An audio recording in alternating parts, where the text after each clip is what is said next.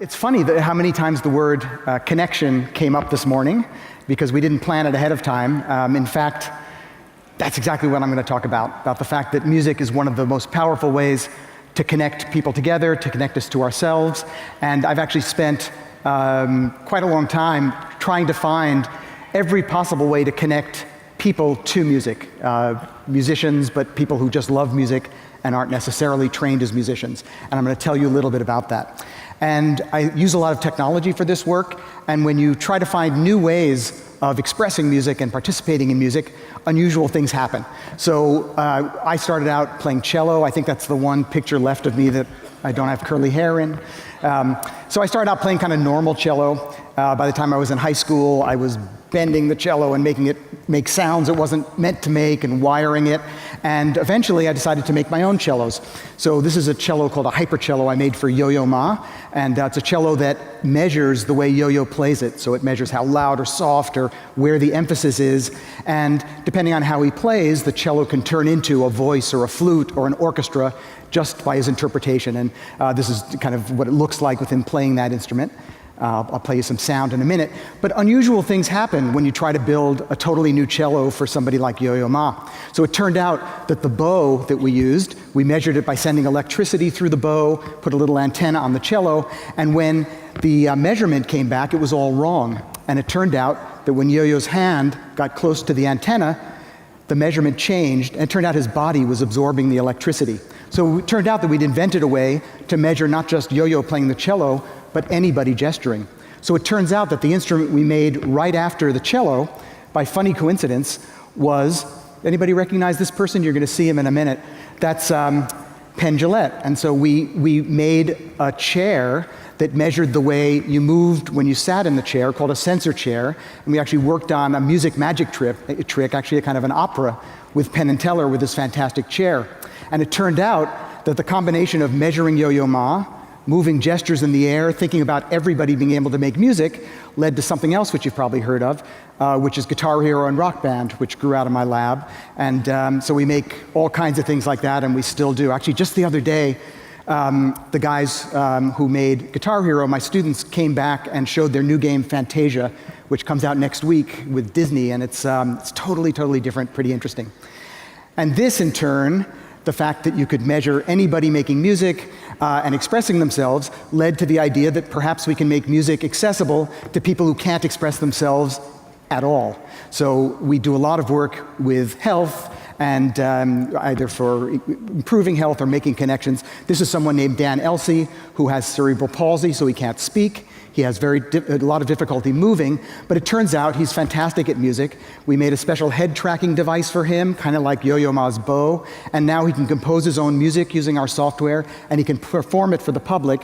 The amazing thing is when he performs his music, you see who Dan is. That's how he communicates. So music connects us in all kinds of ways.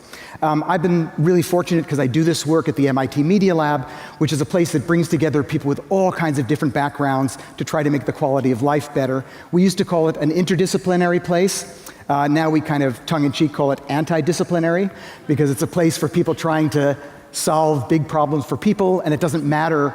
You're supposed to not stay in your original field. So for instance, on the left, that's Hugh Herr, who thinks about the future of artificial bodies and intelligent prosthetics, because he lost his own legs when he was a teenager and was so mad at how bad artificial legs were that now he tries to make legs that are better. In fact, Hugh, he was a mountain climber when he lost his legs. He still climbs mountains now, but when he does, he goes up with a golf bag full of 10 pairs of legs. So he has a pair of legs for ice, and another one for crevices, and another one for extensions. And he says to me, "Todd, you can't do that." And he's right. The guy on the right, Ed Boyden, thinks about the future of brains and brain interfaces, really serious interfaces. Software to teach kids how to program by making video games, fuzzy robots that interact with people, and buildings that are not made out of concrete but are actually alive. So this is a pavilion that was spun by silkworms and is actually a living organism. The same group is making right this minute a pavilion made by shrimp that it smells really bad actually, but it'll be there tomorrow when I get back to the Media Lab. So I wanted to just give you a few quick examples of these kind of connections in the work that we've been doing recently, connections with music in various ways. So through time and space, music is one of the most powerful aids to memory, actually, and it helps us remember and it helps us connect very far away. So the most recent opera that I worked on is something called Death and the Powers. It's something that was commissioned by Prince Albert in Monaco, but we brought it around the world. In fact, we brought it right here to Chicago a couple of years ago to the Harris Theater. It was one of the most wonderful places to perform. And it's a story about a guy named Simon Powers, rich, successful, powerful, a little bit creepy, and he wants to live forever. So he figures out a way to download himself into his environment, and he wants to physically leave the world, but he wants everything else, his memories, his experiences, his connections to his loved ones, maybe the ability to still manipulate his businesses. He wants to keep all of that, but he wants to leave. So at the beginning of the opera, he says, I'm going to turn my system on and I'm out of here. And he does. And the singer actually goes down with the orchestra for the rest of the opera until the very end. And his performance gets measured and translated, and the whole stage is actually the main character. The stage comes alive. And the story is really about the connection that the people he leaves behind still feel to him. Can you represent yourself through technology completely? What can be represented, what can't be? So his wife, Evie, who loves him quite a bit, she actually kind of likes him in his new form. She has headphones on. There's a big chandelier on stage. At first just looks like a light chandelier, but it comes down, wraps around her, starts vibrating with his voice, and there's the world's, I think, kind of most unusual erotic love duet between this sexy woman and her husband as a chandelier. You know, it doesn't happen that often. And but she likes that connection. Simon Powers' daughter, Miranda, isn't so sure. She's the one who loves her father, knows that these walls and these lights are him, but something's missing. And she's the one at the end of the opera who decides not to follow him into this new world. There's a chorus of robots. I think from now on, every opera should have a chorus of robots. The robots are kind of the attempt by human beings to make something that can live forever, and the robots represent the audience on stage. They interact with the characters, but the whole stage is a big robot. Gigantic walls, all the walls have eyes and ears, they're choreographed, they move, and they show kind of the inner life of Simon Powers. Often they show color and intensity. We don't use them as video walls, they don't show pictures. And to do this, we measure as much as we can about the inner life, the emotion of the main character. So he's down here. We measure, of course, his singing, we measure his gestures, we measure his facial expression, but you can see these straps. We also measure his breathing, we measure his muscle tension, we measure his galvanic skin response, which shows how relaxed or tense he is. All of this information, some of it he can control, some of it he can't, gives us a sense of his emotional arc at every moment and over the piece. That's all measured by a whole lot of computers and software that we write, and it controls everything about the show. So when he's not there, where the sound is, the quality of sound, the lighting, the way these walls and robots move are all an extension of him moving down there, and it should feel like him.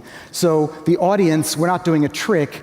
This man is actually on stage in another form, and the audience is asked to also say, are we really connecting to a human being? So let me just show you a quick bit from Death and the Powers.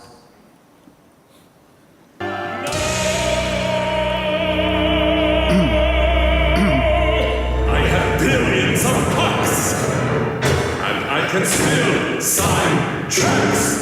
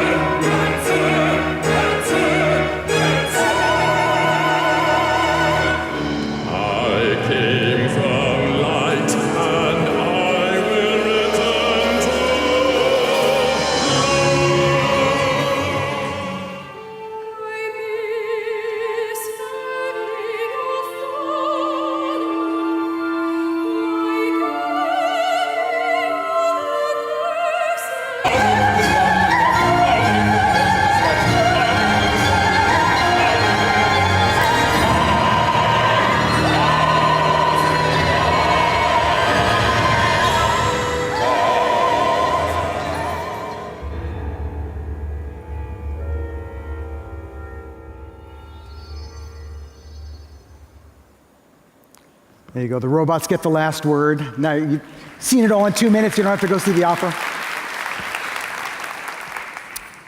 So music can also help us connect with ourselves, and it ties in with a lot of the talk that Dan was mentioning early today about meditation and thinking about meditation in a different way.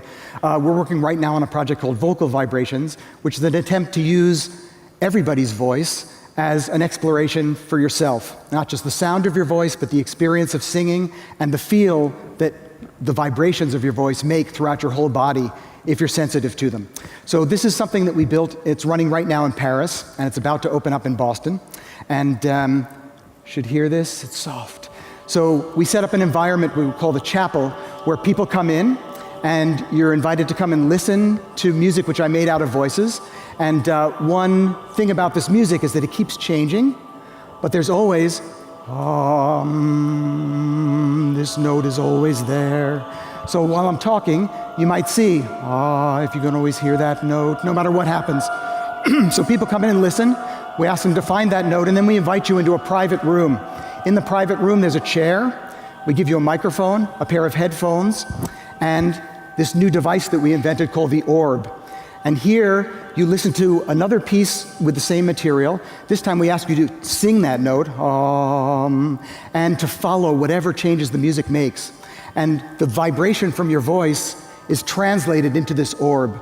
So you feel like you're holding your voice in your hands. And it's an incredible liberating experience. We've been doing experiments with people to find out the relationship between what they hear and what they sing, what the vibration is, what they think. And we find that people are incredibly concentrated. They use their voice. We've also been measuring actually what vibrates when you sing. It's amazing how much vibration is in your body. So we're opening this in Cambridge, Mass. at a new center in a week after next. And I think it's a new kind of meditation that combines focus in complexity, not too simple, engages your mind, and something that we're going to keep working on. And the last thing I want to talk about is how music is the most powerful thing that we have in the world to connect us together. And we're trying to do it in a slightly different way. I'm very interested in creating a new kind of collaboration so that people with every different kind of background, young and old, people who've studied music, people who like music and have never taken a lesson at all, people who like very different kinds of music, can actually come together through music to create something together. And we've been doing this in cities. In fact, the Toronto Symphony Orchestra came to me a couple of years ago, asked me to write a symphony. And I said, of course, that would be very nice, but I'd like to write a symphony that's kind of a portrait of Toronto. And I'd also like to invite everybody in Toronto to create it with me. And unfortunately, they said yes, because then I had to figure out how to do it. But we worked for about a year and figured out a way to involve many, many people, about 60 or 70,000 people, all worked together with me, a lot in person, some of course online, to make this piece. And I'll tell you in a minute the way we do it. Now a lot of cities want these. We did a second one at the Edinburgh Festival in Scotland. Just got back from Australia. We did one in Perth. And we just launched one a week or two ago in Lucerne, Switzerland. Lucerne has what I think is the best classical music festival in the world right now. Besides Ravinia, of course, no. But, it's a fantastic festival. And we are making a symphony there. So this is just a little trailer to invite people to participate that we just launched. I'm Todd Machover, and I'd like to invite you to join me on a very unusual musical adventure. The idea is to create a symphony about this beautiful city of Luzern called eine Symphonie für Luzern. And what's unusual about it is that I'll be working on this piece as a composer, but I'd like all of you to create it with me. And together we'll listen to this city, think about the feel of this city, and think about how to convey that in music to people who live here and to people all around the world. We'll do this first by literally going around the city, listening carefully to recording sounds which are very familiar, like the lake side or a park or the train station, but also trying to find sounds which only you know. The sound from your house, or perhaps some construction or mechanical sound that we don't usually associate with the city. The widest variety would be the best.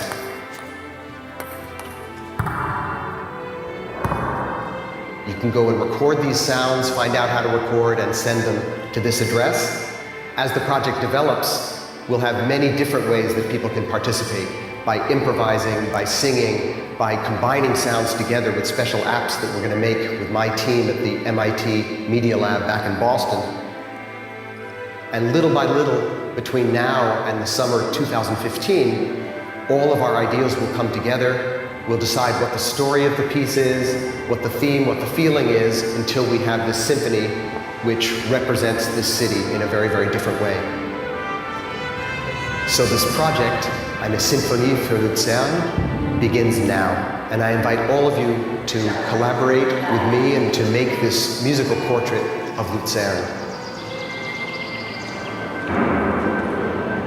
Go to this website now and over the coming months to find out how you can contribute. And I hope to meet as many of you as possible and to work together to make a new kind of symphony that will show what the city feels like and sounds like to people all over the world.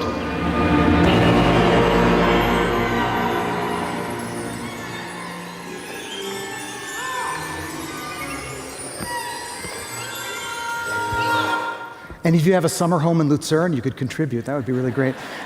So anyway, we just launched a mobile app just last week, so anybody can go around in Lucerne or the surrounding area, record sound, geotag automatically, so we're creating a map of Lucerne with all the sounds. You can annotate it, listen to other people's sounds, combine them.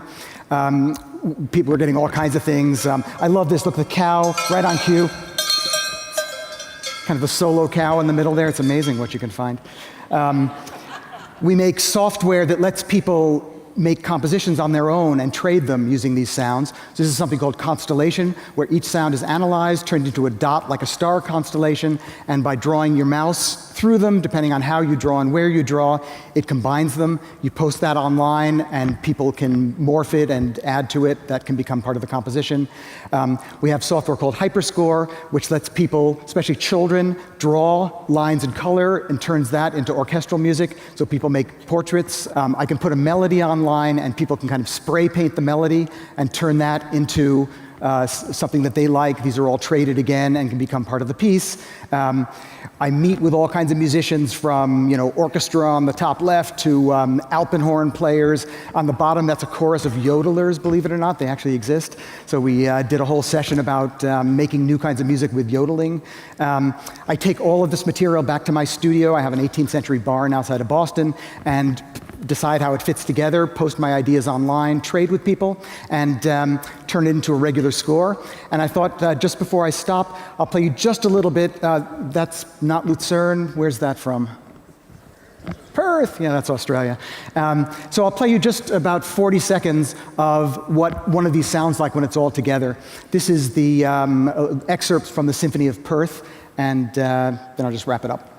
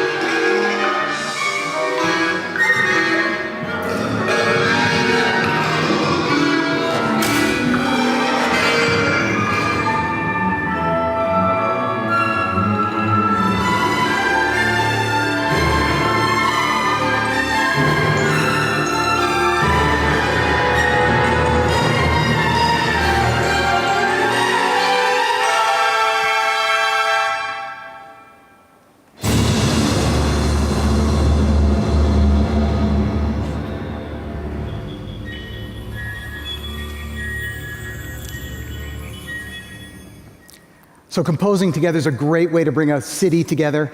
Lucerne is in summer 2015. We just got a very big grant to bring these projects to the US. The first one's going to happen in a city not so far from here, but I can't say it yet. We announce that next month.